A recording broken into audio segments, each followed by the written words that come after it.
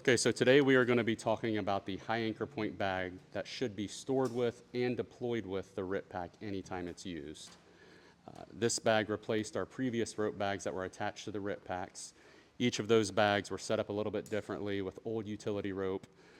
This setup not only gives us a more consistent setup with 120 feet of tag line, but it also gives us the option to use this as a 2-to-1 mechanical advantage and a high anchor to assist with lifting and lowering a downed firefighter or victim, either from a second or third floor window, or even potentially a basement with an egress window. So as you can see coming out of the bag, the system is dead with the strap in place, and this is just to be used as a tag line, like Schultes is showing here. Pull it out of the bag, make that connection anywhere you want, and it'll just be used as a tag line. If you want to use it as the 2-to-1 mechanical advantage, you're going to release the Velcro strap, and then you're going to remove the blue prusik from the large carabiner. And as you can see, now you have a 2-to-1 mechanical advantage. This blue part will go to the body, blue to body.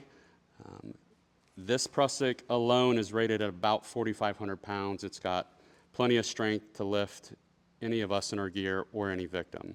These guys are going to show you, they're going to demonstrate the use, and I'm going to talk about a couple of things to keep in mind if you're using this system.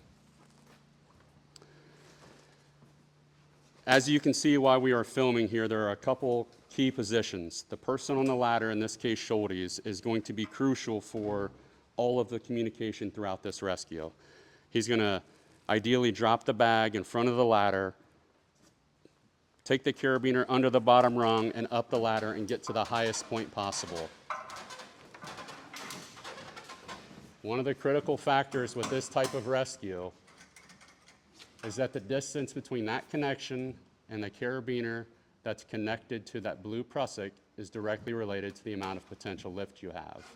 Keep that in mind when using that blue prusik to package a victim, which we'll go through in the next video.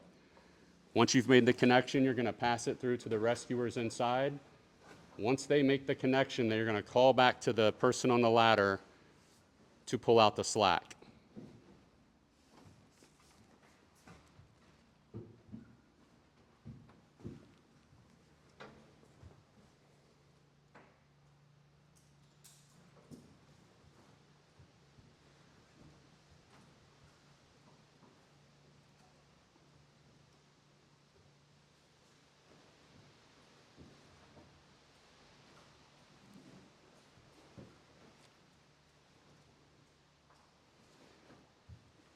Pull out the slack.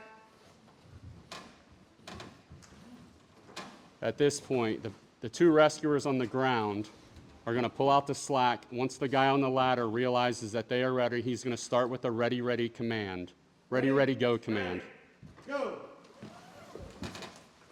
Ready? Ready. Go. At this point, once he's cleared the sill, the person on the ladder will give the ready to lower command. Ready to lower? The person that is minding the rope, footing the ladder at the same time, can use the bottom rung as a friction point and literally lower that victim with a single hand. A couple things to keep in mind here. Let's stop here for just a second.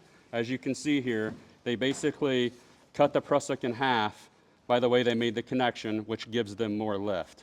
Had they had a carabiner on this side and connected to here, this pulley would have started out closer to the carabiner at the top, decreasing the potential lift just by a few inches, but in some cases that could be a big deal.